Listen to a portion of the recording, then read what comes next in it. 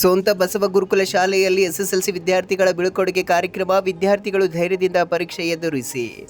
ವಿದ್ಯಾರ್ಥಿಗಳು ಯಾವುದೇ ಕಾರಣಕ್ಕೂ ಖಿನ್ನತೆ, ನಿರಾಶೆಗೆ ಒಳಗಾಗದೆ ವಾರ್ಷಿಕ ಪರೀಕ್ಷೆಯನ್ನು ಸಕಾರಾತ್ಮಕವಾಗಿ ಮತ್ತು ಧೈರ್ಯದಿಂದ ಎದುರಿಸಿ ಉತ್ತಮ ಅಂಕ ಪಡೆದುಕೊಳ್ಳಬೇಕೆಂದು ಭಾಲ್ಕಿ ಹಿರೇಮಠ ಸಂಸ್ಥಾನದ ಪೀಠಾಧಿಪತಿ ಗುರುಬಸವ ಪಟ್ಟದೇವರು ಹೇಳಿದರು.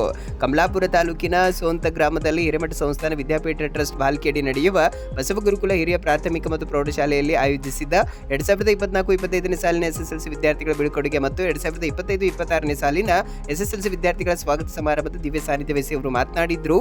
ವರ್ಷಪೂರ್ತಿ ಶಿಕ್ಷಕರು ತರಗತಿಯಲ್ಲಿ ಸರಿಯಾಗಿ ಪಾಠ ಬೋಧನೆ ಮಾಡಿದ್ದಾರೆ. ವಿದ್ಯಾರ್ಥಿಗಳು ಪಾಠಗಳನ್ನು ಉತ್ತಮವಾಗಿ ಮನವರಿಕೆ ಮಾಡಿಕೊಂಡು ಆತ್ಮವಿಶ್ವಾಸದಿಂದ ವಾರ್ಷಿಕ ಪರೀಕ್ಷೆ ಹಬ್ಬದಂತೆ ಆಚರಿಸಬೇಕೆಂದರು. ಹಿರೇಮಠ ಸಂಸ್ಥಾನ ವಿದ್ಯಾಪೀಠ ಟ್ರಸ್ಟ್ ಆಡಳಿತಾಧಿಕಾರಿ ಮೋಹನ್ ರೆಡ್ಡಿ ಬಸವಗುರು ಪೂಜೆ ನೆರವೇರಿಸಿದರು. ಮುಖ್ಯ ಗುರು ಉದಯ್ ಕುಮಾರ್ ಎಸ್ ಸಿರಂಜಿ ಪ್ರಾಸ್ತಾವಿಕವಾಗಿ ಮಾತನಾಡಿದ್ರು. ಮುಖಂಡ ಅಮರನಾಥ್ ಪಾಟೀಲ್ ಅಧ್ಯಕ್ಷತೆ ವಹಿಸಿದ್ರು. ಈ ಸಂದರ್ಭದಲ್ಲಿ ಗ್ರಾಮ ಪಂಚಾಯತ್ ಅಧ್ಯಕ್ಷೆ ನೀಲಮ್ಮ ಕೋರಿ ಜೊತೆಗೆ ರಮೇಶ್ ಹೋಳಿಗಾರ್, ಗುರ್ರಾಜ್ ಕಟ್ಟಿಮನಿ, ಅದೇ ರೀತಿ ಆದರ್ಶ ಪಾಲಕರಾದ ಗುರ್ಲಿಂಗಪ್ಪ, ಭಾಲ್ಕಿ ಹಾನಗಲ್ ಪ್ರಸಾದ ವ್ಯವಸ್ಥಾಪಕ ಶಿವನ ಸೇರಿದಂತೆ ಹಲವರು ಇದ್ದರು.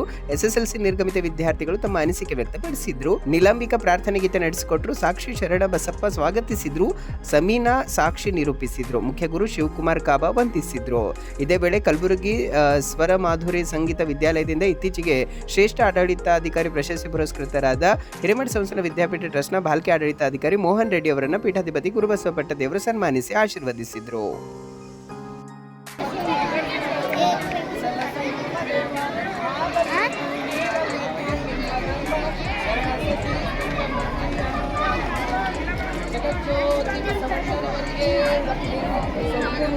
ಚನ್ನಬಸವ ಪಟ್ಟದೇವರಿಗೆ